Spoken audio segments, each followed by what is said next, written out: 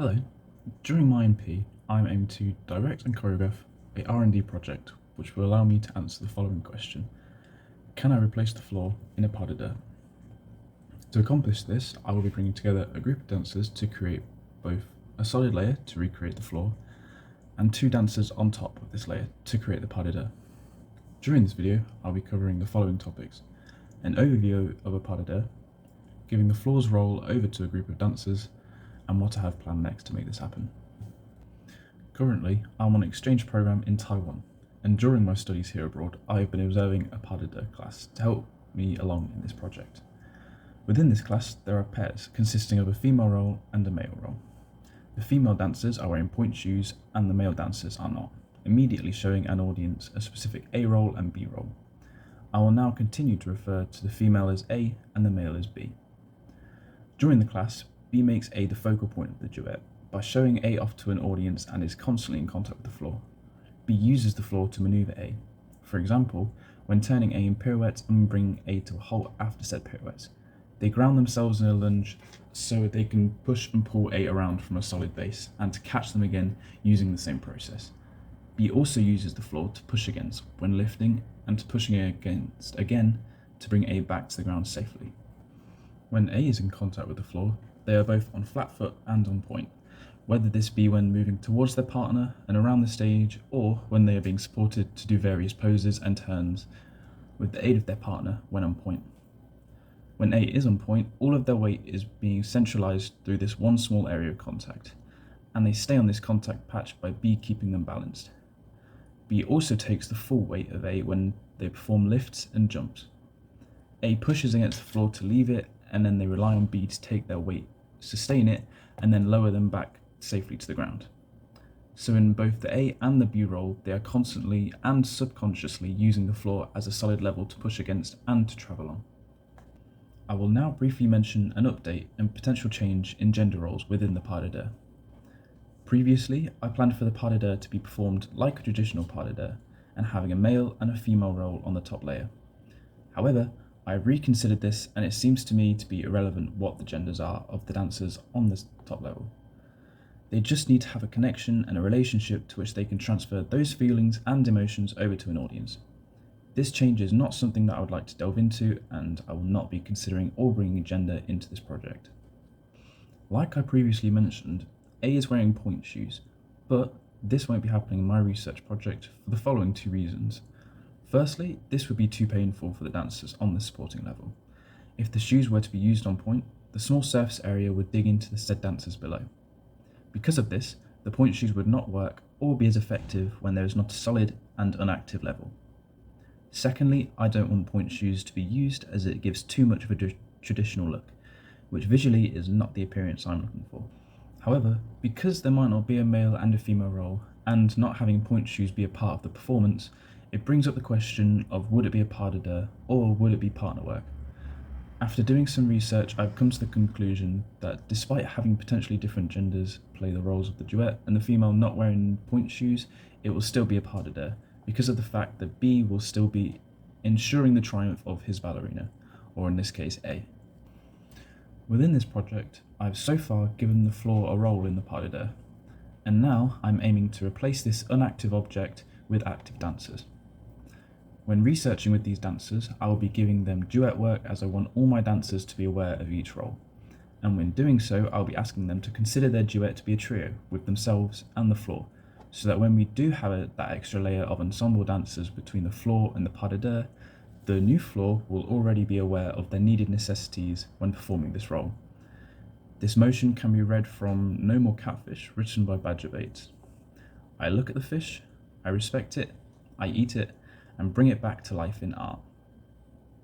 Through the ensemble's memory, they are going to be recreating this inanimate object to the advantage of the duet on top.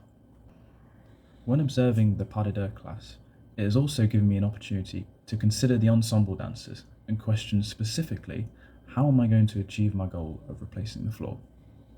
During the class, I've been able to observe how B has been taking the weight of A, and it all revolves around the balance of A. When they are on point, which is the majority of the time during a phrase, they are relying on themselves to get onto point, but then relying on their partner to keep them there, and this skill will be key for the bottom layer. The pas de deux will be performing their duet and keeping themselves upright, but for the two dancers to do so, the ensemble dancers will be keeping them balanced and above the ground.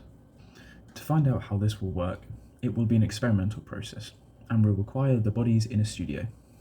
This will be the hardest part of the process, as it is the only unknown factor within this R&D project, and as lifting someone above your head is already a dangerous motion, it will require the dancers to be constantly aware and trusting of one another.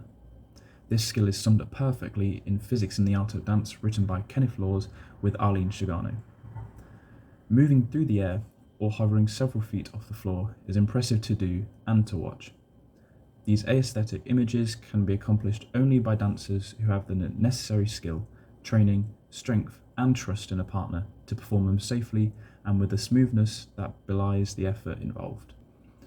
There is also the question of where is the duet going to be held, and how are they going to move across the stage from dancer to dancer?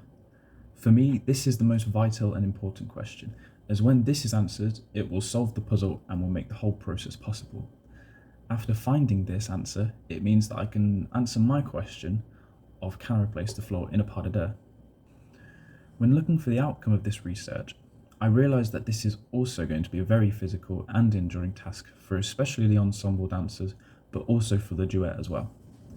This will be a show of control and strength all throughout the process, and it will be incredibly demanding, so the process will start slow and will keep to the pace of the dancers to minimise the risk of injury. For the rest of my time here at TNUA, I'm going to be doing some non-practical research, and I will be gathering as much information as I can. Whilst I have been here, I have found that there is a language barrier, and I feel that it could be a very difficult job trying to organise a project like this in a foreign country with a foreign language. With this in mind, I'm going to use what resources I have here to gain as much knowledge as possible, so that I'm prepared to do the practical research when I am back at the place. This only gives me 3 months to complete the practical element, however, within that time, I should be able to answer my question. To start this process, my plan is to create the chemistry between my dancers. This is key, as the dancers will be in very close contact with one another, and the dancers need to feel safe above all else when performing the pas de deux roles. So, to do this, I will be creating and teaching some small pas de deux phrases and asking the duet to swap roles and also swap partners so that they can dance with as many people within the cast as possible. And then they can also decide for themselves which role they prefer, A or B. After achieving this, we will take some of these pas de deux phrases we have learned and take a couple to perform said phrase into the air.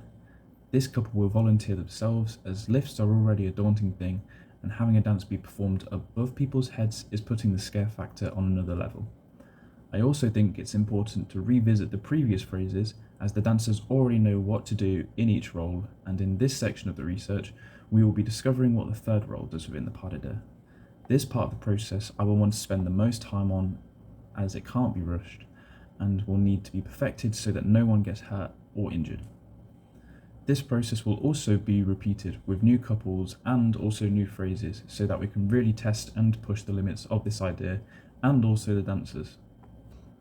Then, as an end result, I would like to have either a short dance film or documentation recorded, showing the process that we have been through to show that it is possible to have a pas de deux be suspended by a layer of dancers. For the amount of time that I will have for this project, a full-scale piece is too ambitious, and for a research project, I think that a short film is more appropriate to answer my question. Thank you very much.